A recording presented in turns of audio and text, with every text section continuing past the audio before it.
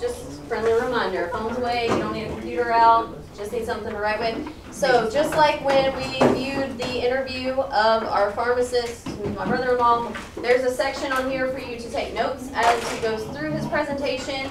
There's a spot for you to create 3 questions, which you will have an opportunity to ask. He may not answer them if they're kind of weird, but you do have an opportunity to pose them. And then there are some reflective questions that go along with his presentation as well as your future. So when you get this, go ahead and put your name, date, and class period on it for me.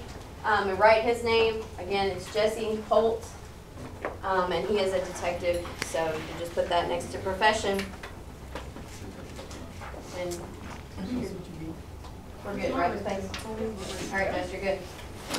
All right, guys, so like Tracy said, I'm Jesse Holt. I'm a detective with the Metro Nashville Police Department. I appreciate you guys being here. I know that you really don't have a choice because it's school, but we'll get through this. Hopefully you'll find it somewhat entertaining. So what I'm going to be going over today is as it says down there at the bottom, is the civil service test. So what that is basically when you apply to be the police, you apply to a website we call NeoGov. You basically say, hey, this is my name and these are my qualifications and I want to join your police department. We then send you to what's called a pre-screening questionnaire where we ask a few questions basically about your background, seeing if you are even qualified to be the police or if you've done something so egregious that we unfortunately won't be able to hire you. If you pass those about 8 questions or so, then you come to the civil service test. The civil service test is 2 steps. It's a physical and a written. The physical is just like it sounds. There's a few tests that we'll go over, like a battery of kind of physical tests, and then a sit-down written test. So this is what those applicants see when they come to our office to do that initial test. This PowerPoint is what they see. So the agenda of the presentation, of course, is the requirements of a police officer, my educational background, my experiences, and then we'll take questions at the end. So the civil service physical agility test, it's very basic. Everyone in this room is very likely to be able to pass it. It's not super complicated, but it is comprised of 5 separate events: a 99-yard agility test, a rescue simulation. All that is basically simulating a body drag, like if you had to drag someone out of the house to rescue them or something along those lines. A chain link fence climb, a solid fence climb, and what most people struggle with is a 500-yard run. Each one of those you can do twice except for the 500-yard run. So if you do a badly on the first 4, we'll allow you to retake it one additional time to try and improve your score. Most people who come and take the test, we do 4 of them a month. Most people pass without any issues at all. So it's not super labor intensive. Just a little bit about each step. So the 99-yard agility run, it's a 99-yard obstacle course consisting of several sharp turns and 3 curb height obstacles and a 34-inch high obstacle that must be vaulted. The rescue simulation is a lift and drag a 100-pound lifelike simulated person a distance of 32 feet, not very long. Chain link fence climb, run 5 yards to a 4-foot chain link fence and climb over it and continue running another 25 yards. 4 foot is very short. Most people would not have any trouble with that. A solid fence climb, run 5 yards to a 3-foot wall, super short, climb over and continue running another 25 yards, and then the 500-yard run is exactly what it says. The civil service written test, so this is the written portion that I was telling you guys about. It's comprised of 4 categories: basic education, interpersonal skills, self-awareness, and practical intelligence. When applicants do fail the written test, which they don't very often, but when they do, it's always, well, most times, because they misunderstand what's being asked. It's meant to be completed by applicants who have never been to police before, so they don't have to fill it out as if we're looking for an answer. Just fill it out like a normal human and they'll do okay. But sometimes they overthink it. It's basically just a bunch of questions that are asked in different ways to try and see how you would handle a situation. There's some spelling on there too. No math. This is a little short video the applicants see. It's basically showing you the civil service test.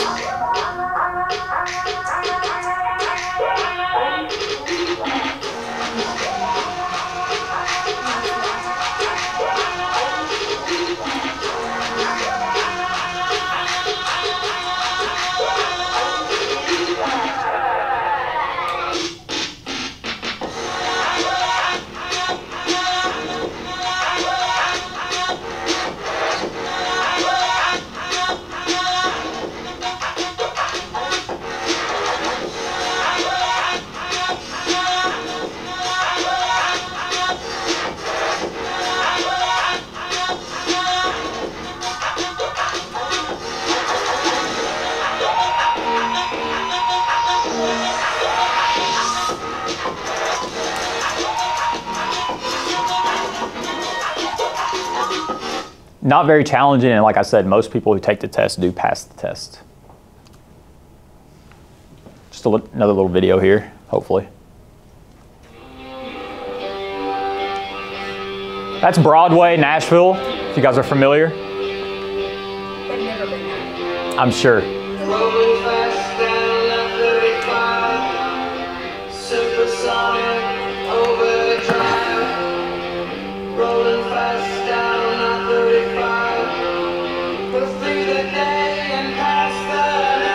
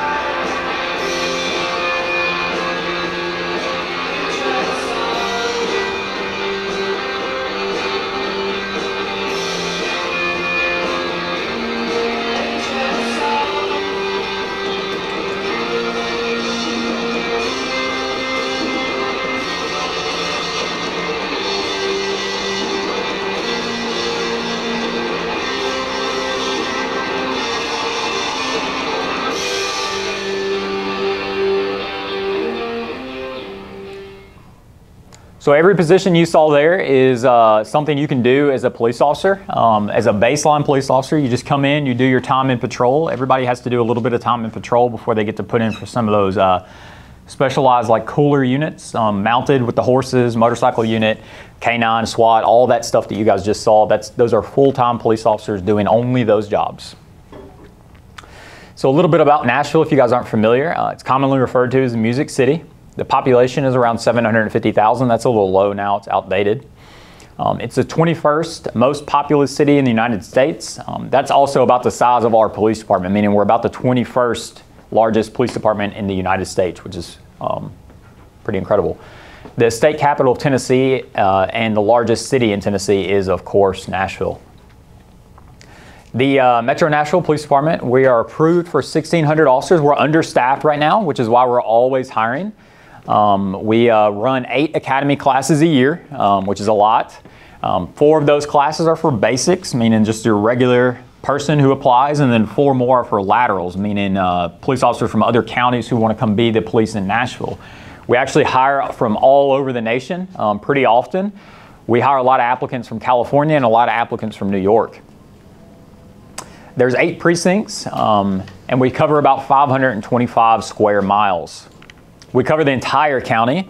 Some police departments you guys might be familiar with only cover like a small area. We're a metropolitan city, meaning we cover the entire county. We're the only agency that has law enforcement powers in Nashville, meaning the sheriff's department does not. There's well over 40 specialized units and growing. Those specialized units are some of the things I talked about before: SWAT, K9 mounted, motorcycles, all of those sorts of things. So a specialized unit is outside of patrol and something you apply for, receive, and then that becomes your job. So you're no longer a patrol officer. When I say patrol officer, I mean someone, say you're in Nashville and you get into a car accident, you call the police, they respond. That's a patrol officer that's coming to help you out. But if you Say you get pulled over by a motorcycle officer, that's a motorcycle officer. He's different than your regular patrol officer. Promotional opportunities after 4 years, meaning that if you choose to do that, you can start moving up and being a supervisor within the police department after only 4 years. This is a map of Nashville here, broken up by precinct. You can see the precincts labeled throughout here, like West Precinct, North Precinct. The new precinct that we're building is right in this area right here, going to split up Hermitage and South. Central Precinct is probably the one that you guys are most familiar with right there in the center. That covers Broadway, all the downtown area. It's also the smallest precinct, obviously. East Precinct right there above Central Precinct to the right there is where I spent most of my time. But I also work Central. So what we're looking for at the police department when we're hiring people are these qualities here: integrity, good communicator, empathy, problem solver, and critical thinker. If you have those skills right there, you'll do just fine. Meaning that if you can't drive, that's okay, we'll take care of that. If you can't shoot a gun, we'll take care of that also. We'll train you to do that. My point is that if you are struggling in some particular area, we'll help you through that in the academy. That's the whole purpose of the academy. But as long as you have these qualities, you're good to go. We can work with any of those. You just have to have those. The premium benefits, meaning the rewards you get with a job. So time off after 1 calendar year of service, you get 20 vacation days and 3 personal days. You can also roll those over and build them into the holidays also. So every single year, because you can roll them over, you would have to take off about 30 or so days, somewhere in that range, which is pretty good benefit. Every year you have to take 30 days off. The 12 recognized holidays, sometimes you're going to be mandated to work a holiday, so you'll work that holiday, but we reward you for that by paying you time and a half for working that holiday and also giving you a day back where you can take it later on in the year. 1 sick day per month. So if you never take a sick day, like I don't, I just build my sick days. Once you roll over to about 120, they'll start going into your pension bank, meaning that if you say at the end of your career and you're ready to leave, you could have 2 years, a year of sick leave built up. You'll be able to leave a year or 2 years earlier than you would have been able to do otherwise. Paid military days. For anybody who's in the military or military applicants, we will give them 20 paid military days if they have military duties that they have to take care of. That way they're not burning through their personal days. The state supplement in-service pay of $800 each year, meaning every single year the state of Tennessee gives me an $800 check just for existing. The longevity pay after 5 years, so Metro will give you a longevity pay. Each year it increases. I think mine last year was $600, $800, something like that. I can't exactly remember, just for being an employee with the Metro government. You get compensated for time in court. Some of these smaller departments you guys might be familiar with don't pay their officers for time in court. They might have to get that time back elsewhere. Say you spend 3 hours in court, they'll give you 3 hours off your next shift or something like that. But we actually pay our officers for doing it, and we also give them a minimum pay, meaning that if you come into court and you only spend, say, 5 minutes in court, so it's like a traffic ticket or something like that, and you're only going to be there for a brief amount of time, we'll still pay you for a full 2 hours. So you could go home, chill on the couch, and still be getting paid by the Metro government. Use of Montgomery GI Bills and post-9/11 GI Bills in the first year of training. What that is that our military applicants, they have an educational benefit that they get for serving in the military, and we will recognize that with the Metro government, so you'll basically get paid twice for that time period. Up to 30 days of paid family leave. If your family has some type of an emergency, we'll give you 30 working days off. Domestic partner benefits just means that your domestic partner will also benefit from you being a Metro government employee and receive some of those premium benefits. Additionally, this is more appealing to out-of-state applicants from like California or New York or something like that. Tennessee has no income tax on wages, meaning they pretty much keep all their check that they get from the job. Tennessee's not going to take any of that money from them. That's not the same as in New York or California, of course, very high taxes. Insurance, Metro pays 75% of the medical premium with employees only paying 25% of the premium. Our medical insurance is incredible. So I had a very mild surgery that came out to about $50,000 last year. The Metro government paid all of that for me. I didn't have to pay anything at all. Dental insurance, this is dental insurance, we cover it. The premium benefits, Metro 457 deferred compensation plan. Basically, it's an investment fund, interest rates, those sorts of things, where you put money into something, it builds money, like a stock, basically, is one way to think about it. There's one of our friends, he's getting ready for retirement. He has $1 million in his deferred compensation plan, meaning that when he leaves the police department, he'll be leaving with $1 million. A 100% Metro-funded pension, vested for service pension after 10 years, and vested for medical pension after 10 years. So essentially, as long as you are an employee for 10 years, if something comes up, you are vested, and you'll still be receiving your benefits as long as you work there for 10 years. So if you have some type of a medical emergency and you have to leave after 11 years, you'll still get benefits from the Metro government. We also, of course, have a pension. So if I do my full service at the Metro Police Department, I've been on about 13 years now. If I do my full service, I'll get 50% of my normal check. So if I make $100,000 a year, I'll get $50,000 a year just for being retired. What that comes out to is if I live for 20, hopefully I will, if I live for 20 years after I've retired, the Metro government will have paid me $1 million just for chilling at the house and working for them throughout my career. Free money. So compensation while in training. So this is a little misleading because it's just when you're in the academy, and the academy is only about 6 months, but it kind of breaks it down into a yearly base. So it's $54,900 for that 6 months. That comes out to about $24.84 an hour. We do have educational benefits, as you can see there, going from associate's degree to bachelor's degree. The short of it is that an officer with a bachelor's degree makes about $4,000 more than a police officer without a degree. So in the academy, a patrol officer with a bachelor's degree will be making about $64,000 a year. That's just for 6 months, though. After 6 months, your pay increases yearly up to step 10. You'll see that at the bottom.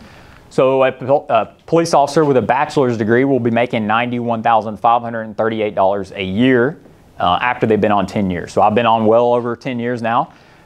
So I have a bachelor's degree, so you can do the math there. That is only for your baseline, though. Every police officer in Nashville gets overtime because we're an event city. Of course, you guys have probably attended a whole lot of our events at Bridgestone or maybe the marathon, the races, something like that. You get paid time and a half for all of those events. So every patrol officer probably made about 10, at least, if they avoided all overtime, but they just had to do some overtime, they probably at least made 10 grand last year in overtime, meaning that every step 10 police officer made about $101,000 a year last year. There is a police officer on the police department that makes more than the chief of police in overtime, meaning that he makes more than $245,000 a year. That's a police officer making $245,000 a year. Now, he's never home, of course, but he has a lot of money. Application process. So this is just what I talked about at the beginning with you guys. So if you decide that you want to be the police, great. You just go to NeoGov and you apply there. You would take this civil service test. That's this PowerPoint that we've been going over, the physical and the written. And then after that, if you pass those two things, I would contact you and we'd start working on your personal history statement, which is basically your background, where we ask all of the questions that you would anticipate the police would want to know about you before they gave you a gun and a badge. Ask you about your ex-girlfriends, your ex-boyfriends, your job history, your neighbors, any legal troubles you might have had, your drug history, your social media, all of those things. And then once you complete that personal history statement, you would submit it and you'd go to a background investigator who would then start working on your background, communicating with you directly, asking you clarifying questions, or deciding whether or not we can advance with you as an applicant. They would disqualify you or you'd continue on in the process.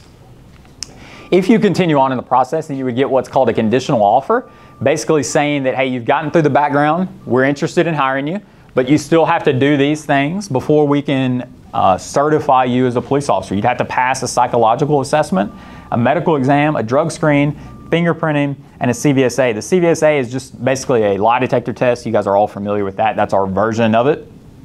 If you pass those things, then you're going to get a job. The Metro government, police department, we're not like smaller departments where smaller departments might have 1, 2, 3 openings, so they're picking and choosing people that they're going to hire.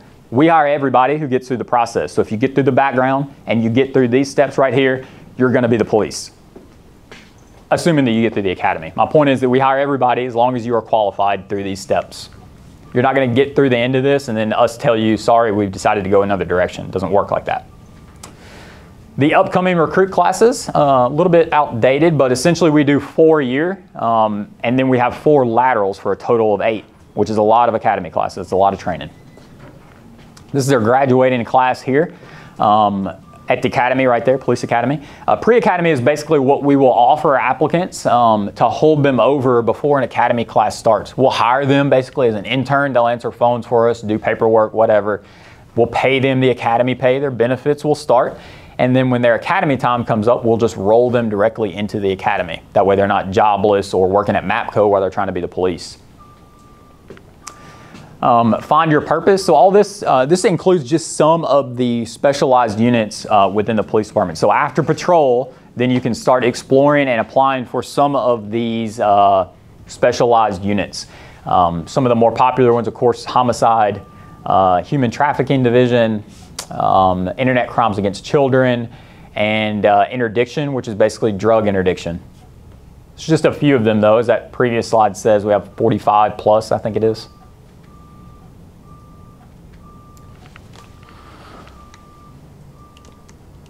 All right, sorry about that. And then some additional ones, the task force there. So all that is that when you're a Metro police officer, you also have the option of working alongside of some federal agencies where you would basically be a federal agent, but also a Metro police officer, like the U.S. Marshals Task Force or something like that. I'm basically a liaison with the police department. The special operations, so aviation pilots. We have full-time helicopter pilots at the Nashville Police Department, where all they do is fly helicopters. We have a special response unit, SWAT, of course, always a popular one. And then we have K9 with the dogs. I'm sure you guys are familiar with that. And mounted patrol, we're actually one of the only police departments in Tennessee that have a full-time mounted unit, meaning if you go downtown and you see the officers on horses, that's the mounted patrol. That's all they do. Is train with their horses and work with their horses, and then go to major events with us. And then we have support units, of course, crime scene investigator, very popular. We have school resource officers, which you guys are familiar with. We have the bicycle teams, where these guys, all they do is ride bicycles downtown. We have a whole bunch of community outreach partnerships. Basically, we have specific liaisons for certain groups within the community to make them feel more connected to the police department. And background recruiting, which is my unit. We have a part-time special operations. These are, as it says, part-time units that you can be a full-time something else, but also a part-time this. So urban search and rescue. Easiest way to explain that is if there's like a hurricane in Louisiana or something like that, we can actually deploy our own urban search and rescue team, where you'll see Metro police officers in Louisiana helping out with the hurricane. SWAT technician, basically they work alongside of the SWAT guys to help them out with some of their technology. Crisis negotiator team. So if there's a hostage situation, that team will respond and assist SWAT in trying to remedy the emergency. So my background, just a little bit about me. I graduated from Cheatham County Central High School in 2007. I have an associate's degree in criminal justice from Nashville State, graduated in 2009. I graduated the MNPD Police Academy in 2011. And then after that, I went back to school because I wanted to get the pay incentive to make more money. I graduated from Columbia Southern University in 2018. The various roles I've held at the MNPD. So everybody starts out as a patrol officer. Generally, the expectation there is that you'll spend about 3 years. I spent a year, went on to be a flex officer. A flex officer is no longer a position at all, but it was a proactive unit where we were essentially responsible for drugs and guns, trying to get illegal drugs and illegal guns off the streets of Nashville. Homicide detective, so that's where I spent the majority of my career as a homicide detective in the East Precinct. Homicide, of course, is murder, so murder investigations. And then I moved to Youth Services Division, where I worked, I guess easiest way to refer to it is red ball cases, meaning if some very particular type of youth services case came up, they would assign me that case to handle that. And then I moved to doing background investigations. That's a little misleading because I'm not actually a background investigator. I was a background investigator, but now I just administer basically our program. I'm more of an applicant liaison, so if you were to apply, I would be your point of contact to help you through the process. I'm your point of contact basically, and I run the program that we use to conduct background investigations called ESOF. So reading and writing required. So I think sometimes people will apply to be the police because they think there's not a lot of that. There's a ton of that. Reading and writing is all within the job, especially within detective positions, but also going all the way back to patrol officers. And why it's important is because anytime you call the police and that police officer responds and they're taking notes, those notes have to go somewhere into a report. So you've got to be able to write down what has occurred in that particular incident. Most patrol officers are going to be dealing with more, because they're going from call to call, it's high volume. They're dealing with more, I don't want to say simple stuff, but they have to document less than what you might expect for like a detective or something like that. And then if you transition to a more specialized unit like Flex, because most of your paperwork that you're going to be doing is going to involve an arrest of someone, meaning that you've taken someone into custody and that person is going to go to court. The district attorney's office and your supervisors and things like that are going to have to be able to read those reports that you write about what happened and then decide how they want to move on with the case. So you have to be able to articulate, to explain what it is happened, what that person said, what you did, and what the outcome was on these reports. As a homicide detective, you're going to write a ton. I have, just in as an example, one of my homicide cases has 3 binders, each of them 3 inches.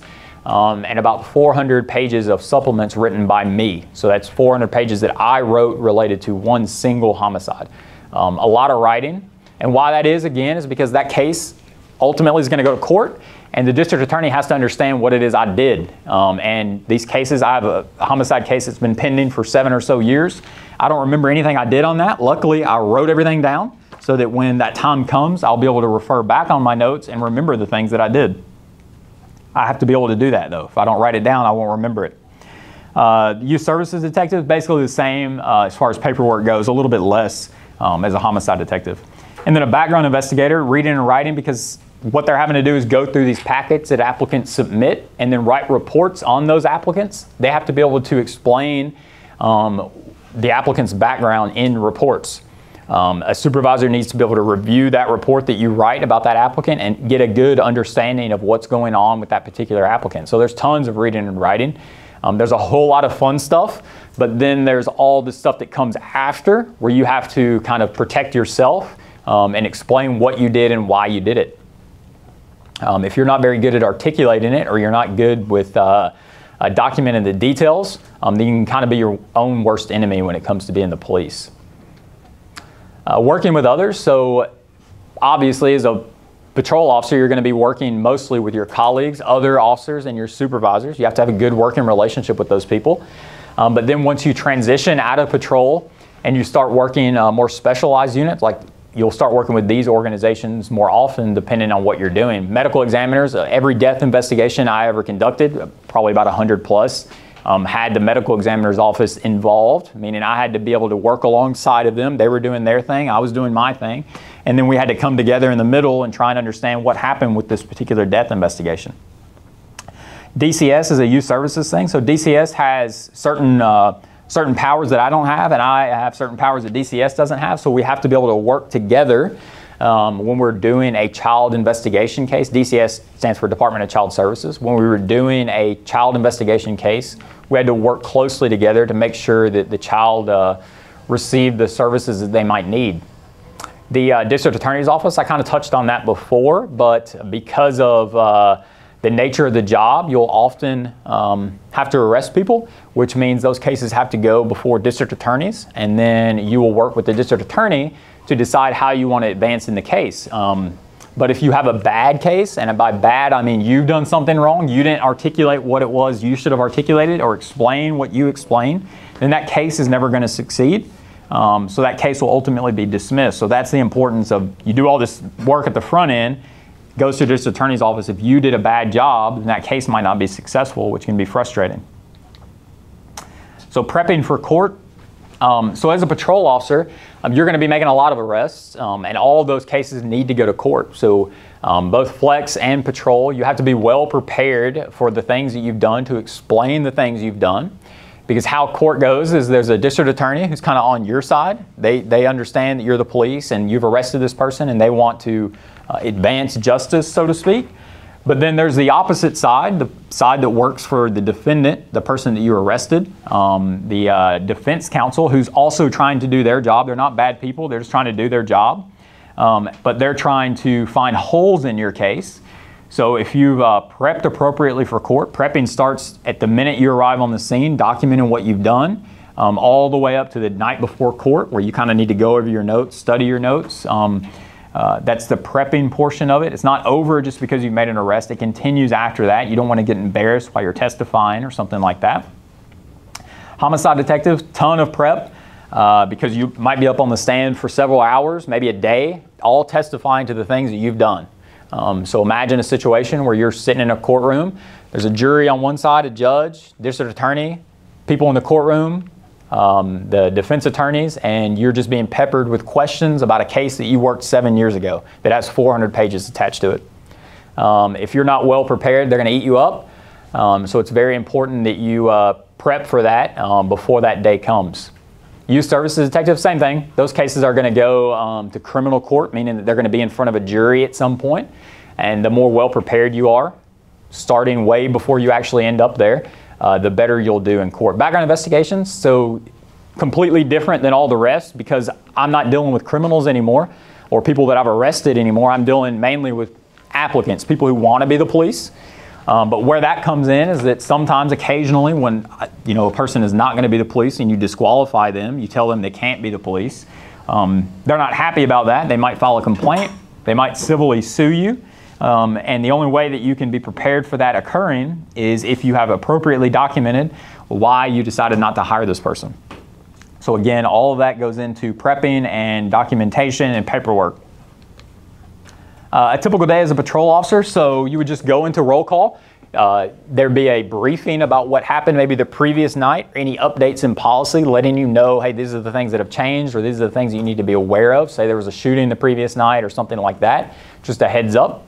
A flex officer is a little bit different. There's no real roll call. You're just responding with your unit. You work more closely with a unit, and then they're going to tell you where you need to go. So if there's a problem area that has, say, maybe a shooting the previous night, they're trying to prevent another shooting, they're going to send you over there just as a presence so that whatever beef is going on will be mitigated. A homicide detective, after flex officer, if you in a proactive unit, after that and you go to a homicide detective, youth services detective, there's no roll calls. You come in every day basically and you decide what you're going to do. You make the decision about what needs to be done that day. You're more self-motivated. You're not needing to be told what to do. So some days I would come in as a homicide detective and I'd have interviews planned the whole day. So I'd be out in Nashville driving around to people's houses trying to find them. Some days I would just have time set aside to go through like a phone download. Like if I've taken someone's phone and I've downloaded it to review it for evidence, then I'm going to spend the whole day doing that. The same is true for youth services. And then of course when you have court, say you have a court case that lasts 2 weeks, that's your job. You're just going to be in court for 2 weeks straight. Background investigator, completely different than all the rest. It's all applicant contacts. So just reaching out to applicants, helping them through the process, making sure they have what they need, answering their questions, those sorts of things. And then occasionally 4 times a month, administering the civil service test, which we've talked about here. The most challenging part of the day, patrol officer, probably, I think I gave a different answer last time I did this, but probably just the difference in day to day. You don't really know what to expect every day as a patrol officer, so you have to kind of be a jack of all trades. You have to be good at everything, basically. Not a master of anything, but good at everything.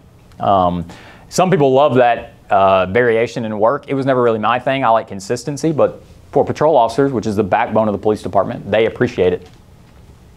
A flex officer, the most challenging part, probably for them going to court because they make a lot of smaller misdemeanor arrests. They have a court a lot, and there's a lot of court prep for small cases, which is kind of like a small reward for a lot of work. Homicide detective, most challenging part of the day. I would say probably the uncertainty of a case. For me, this is very personal, but for me, I hated like the first day of a homicide.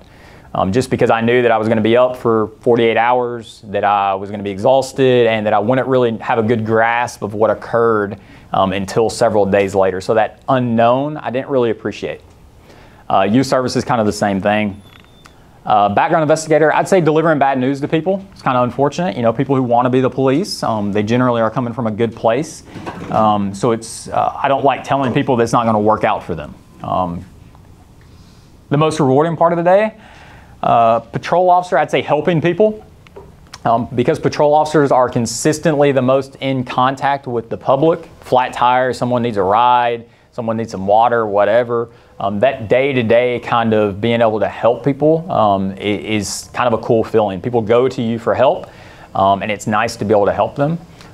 Flex officers, because of the proactive nature of their job, getting guns and drugs was always the rewarding part for that. Homicide detective, I always enjoyed going to court the most because I kind of got to put my case on display. So at the very end of the whole thing, when I got to go to court and testify and tell them what I did, I enjoyed that the most. Same thing with youth services. Youth services has kind of a double-edged attachment to it, I guess, because what you're dealing with at youth services is kids that are being hurt in some way. So there's an added benefit of these are true victims, meaning these are truly helpless people that you're helping. Homicide, unfortunately, that's not always the case because sometimes people do put themselves in bad positions, but the family of someone that was harmed, that was killed, is always good to help them out because they didn't do anything to bring that upon themselves. Background investigator, most rewarding is telling someone that they're going to be hired. You know, they went through a very long process. They want to be the police. Being able to tell them that, hey, you know, some 21-year-old kid like I was when I came through the process, hey, you're going to make it. That's great. They appreciate that, and I appreciate it. All right, guys, so we're at the questions part here. So it says, if you have any additional questions, please ask Ms. Holt or Ms. Pace first before posing the questions to our speaker. But I'm okay with you guys just asking questions, but it's up to however they want to handle it. But whatever questions you guys may have, I'm happy to answer them. So there's a place on your sheet where you should have developed questions, and if you haven't yet, go ahead and do so. He is not going by my rules, so just raise your hand, ask your question if you're ready. He may or may not answer it depending upon the nature of the question, but that's his discretion with that. So if anyone is ready to pose the question, you're more than welcome to start that process.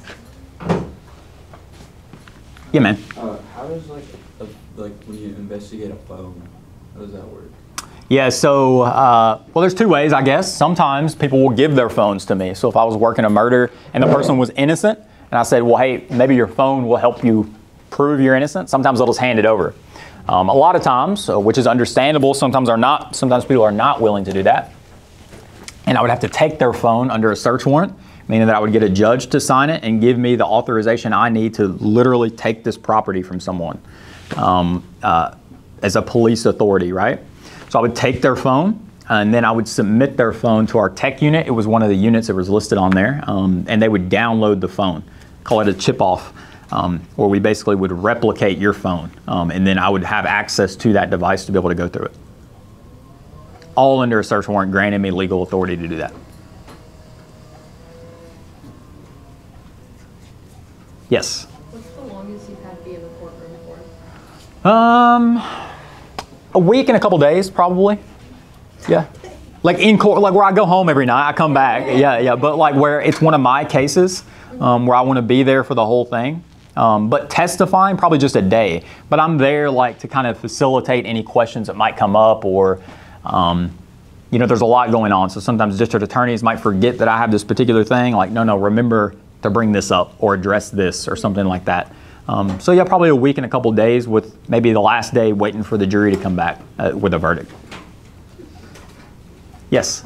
Do you or any other police officers yourselves find to go to therapy to help with anything, or how you fix stuff? Sure, yeah, good question. So the Metro Police Department, we have an entire, I don't know whether we're going to call it counseling, but we have a counseling unit, basically, where if a police officer ever feels like they need to go to kind of chatted out whatever they saw or whatever might be impacting them, they can go. It's all confidential. And they just show up and they use them basically as like a therapist in a way to talk about whatever it is that might be bothering them. Sometimes they have mandated sessions for like a particular I wasn't going to bring it up, but yeah, like a particularly bad event. Then the counselors will actually come to the precincts and do like a unit-wide therapy session where everybody just talks about out in the open what's bothering them, what could have been done better, how this is impacting them or something like that. Yeah, so our police department is one of the few police departments in the nation that has that available to officers. Yeah. Yeah, man. What's the average Friday or Saturday night like? It depends on the precinct for sure. But downtown, like Broadway, it's unlike any other precinct. I spent 2-3 years down there where it's just, you've seen it, where it's just mass amounts of people, a lot of alcohol consumption, so there's a lot of PI arrests, a lot of fights, things like that. But that experience would be vastly different, say, in another particular area of Nashville, a slower area on a Friday or Saturday, like West Nashville or whatever. It just depends it varies so much. Yeah, but generally Friday and Saturday are going to be your busiest no matter where you're at. Yeah, man. So how many points on your license before you lose it? I don't know the answer to that. I can't remember. It's been a long time it's been more than 10 years since I was in patrol. I could guess, but I would be wrong, I'm sure. Yeah.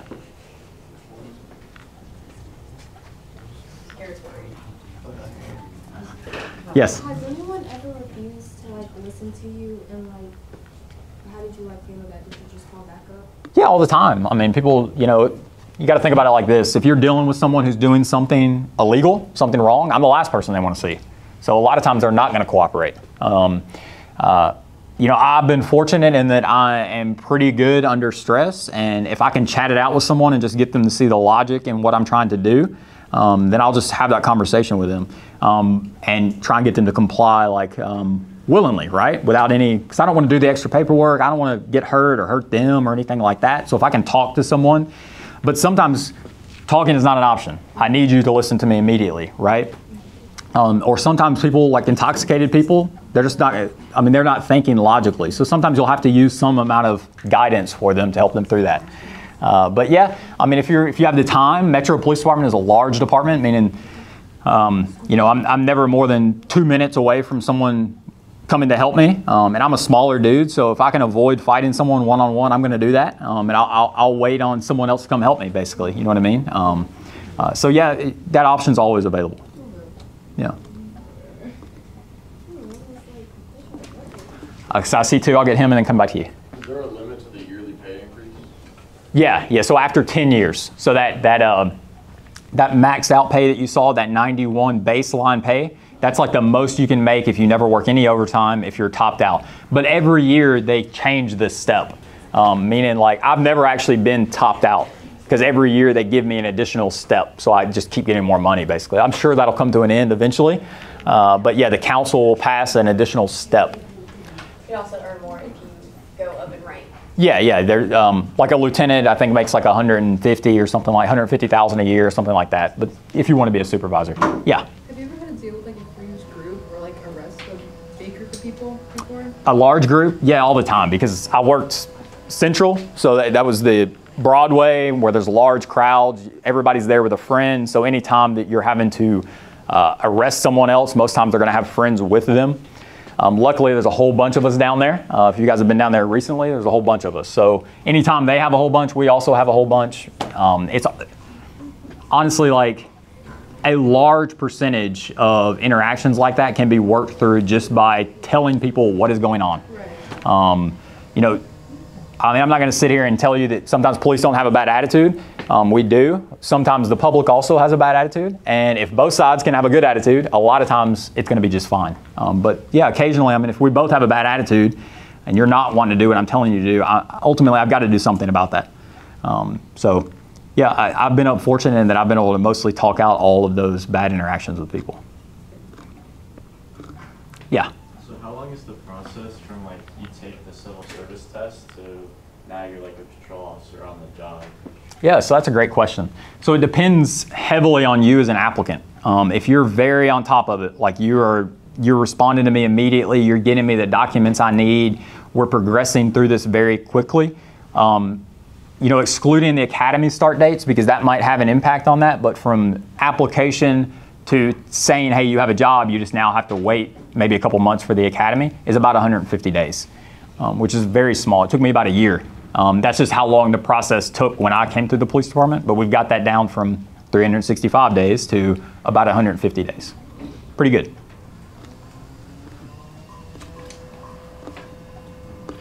If you go through the academy at another police department, you have to start fresh in Metro? You do. We'll do a shortened academy for you as long as you meet the lateral qualification. So if you were, say you were a police officer in Murfreesboro for a year and you want to lateral over to the Metro Nashville Police Department, we can't accept you because you've only been a police officer for a year.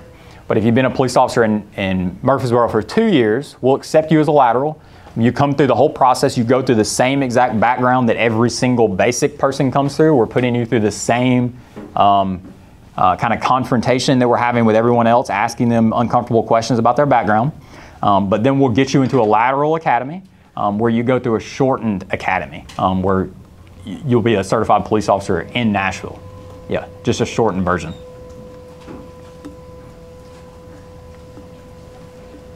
Yeah, man. Well, maybe talk about the reading and writing. If I'm bad in English class, will I be a bad officer? No. You'll have to improve that though because you'll get embarrassed. Like your reports will get kicked back. Like they'll point something out on the stand when you're testifying, something like that. It'll just be a challenge for you. But here's the thing: when you're writing a report, you have all the time in the world to look something up. Google how to spell it. What should I say here? Whatever. Like you have time for that. There's no rush along with that. And I'll say this too: every single police officer has something about them that is challenging that they have to overcome. No one is perfect. No one is perfect. So that might be yours, but someone else's might be on the gun range. Someone else might be driving. Whatever. There's always challenges that just need to be overcome. So you'd be fine. Yeah. It's important though. More important than you might think. Math, however, is not important at all. So. Except when the time changed, I missed you. That did mess me up. Yeah. Yes. Oh no, I have to go to the bathroom. Okay. Yes. Do you guys work with forensic departments? Mm-hmm. Do you have like a specified one, or do you just like vary between departments? Well, let me ask you, what do you mean by forensics? Do you mean like a CSI, crime scene investigations? Yes. Yeah, we have our own. So we have sworn police officers that do that, but then we also have civilian staff members that do that. Yep, work with them all the time. Way to get into that? What was your question? Like how to get into that department? Yeah. So if you're a police officer, then you would have to go through like patrol. You do your time in patrol, and then when they posted for that position, you could then apply for that position, and then if you'll be ranked like however many people applied for the position after an interview, and then if you do well enough, you would be essentially a police officer CSI. As a civilian, you would just apply for that civilian position when they post it, and you would just say, I want to be a CSI. Most times you're going to have some type of a background related to that. If you're a police officer, though, we'll train you as a police officer to be CSI. So how long do you have to be in patrol before you do that, or does it matter? Yeah, the expectation, generally the rule is 3 years, but that rule is sometimes waived. Like I only did 1 year, and plenty of other people only do 1 year also. Like if you have a very particular skill set, like I know one person who flew helicopters in the military for several years, a whole bunch of years I guess, and as soon as he got out of the academy, they put him in the aviation unit just because he had this very particular skill set that would be hard to get elsewhere.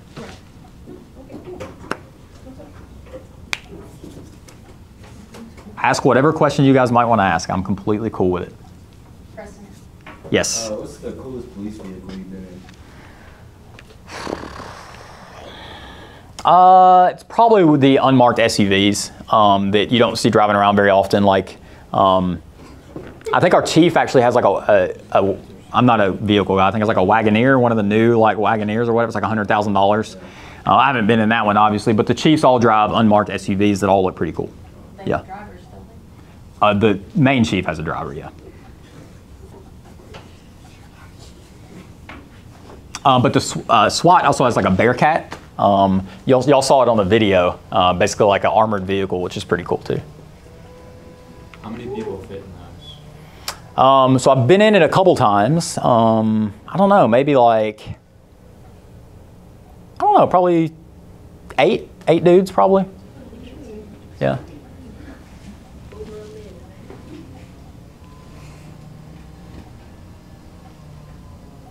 You guys are less chatty than the last group. Yeah. What's the longest you've been up for your job? The longest what? That you've had to be up for your job?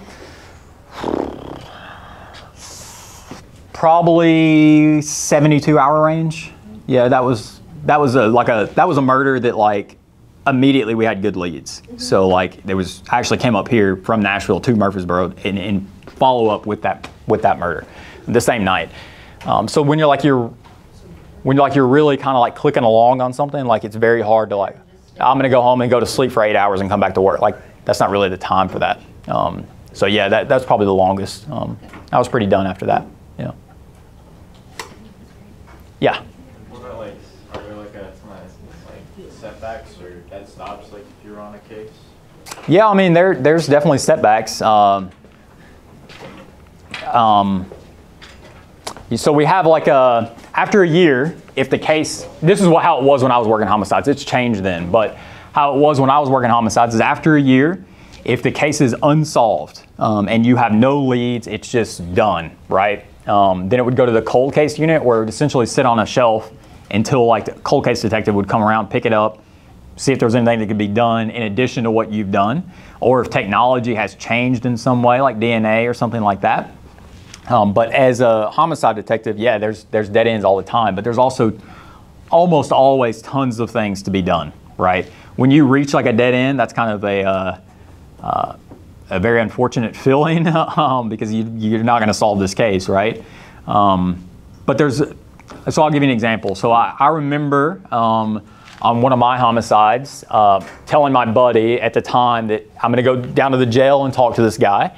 And if he tells me nothing, this case is done, like it'll be unsolved. I know that this is like the only guy that can help me with this case, right? Everything else had come out. I've done what I needed to do. It's all on me and him right now. Is he going to tell me what I need to know? So I went down to the jail, did an interview with him. He told me what I needed to know, but had we went a different direction there, that case would have been unsolved. So it all came down to this one dude basically having a conscience and telling me what I needed to know.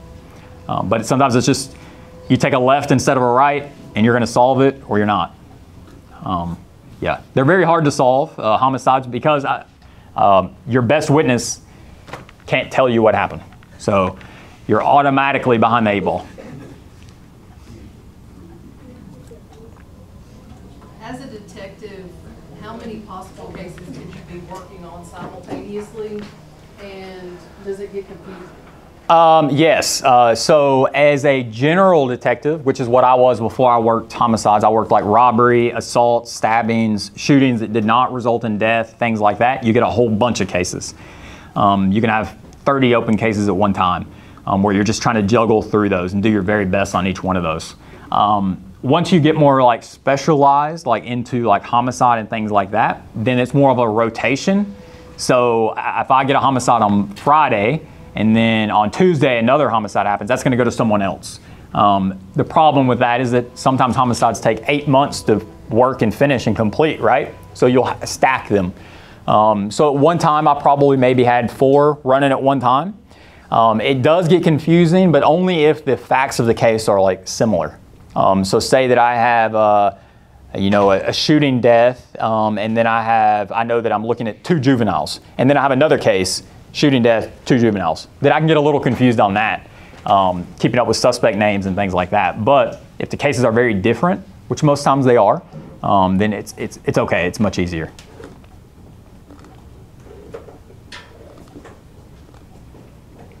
What was the most rewarding case you solved? The most rewarding case, so I had a pending case for about 8 months where I just was not getting there, right? It was just a tough case from the very beginning. I managed to arrest 2 people for it that I was confident did it. But the case was like, so if there's like 100% strength of a case, right?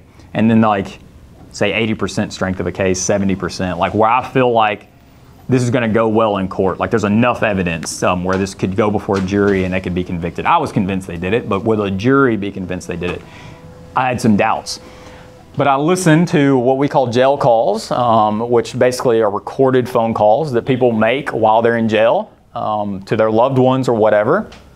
And there was a particular, and I did this for a long time, hours, like multiple shifts, just sitting here. I know it sounds fun, but after listening to two people talk about the, the tiny details about their life, it's not that much fun for 8 hours a day, right? But this particular guy made one phone call that was about 3 minutes in length that I happened to find, because they make thousands of calls, guys. That's all they have to do all day is make jail calls. So they make thousands of calls. So you're trying to figure out like which calls should I listen to and which calls should I not. I was lucky enough where I found one for about 3 minutes where this guy talked about the murder and confessed to the whole thing to his girlfriend for 3 minutes. And then, of course, that went to a jury. The jury, once they heard the jail call, not really much he could say, and a conviction on that case. So it went from, about 70% strength, very complicated, to a very simple case. I arrested him and he confessed to it on a jail call, as opposed to all this evidence that I would have to introduce to get there. So that was probably most rewarding, just because it was very taxing to listen to all those jail calls, and then to get that 3-minute phone call was a good thing.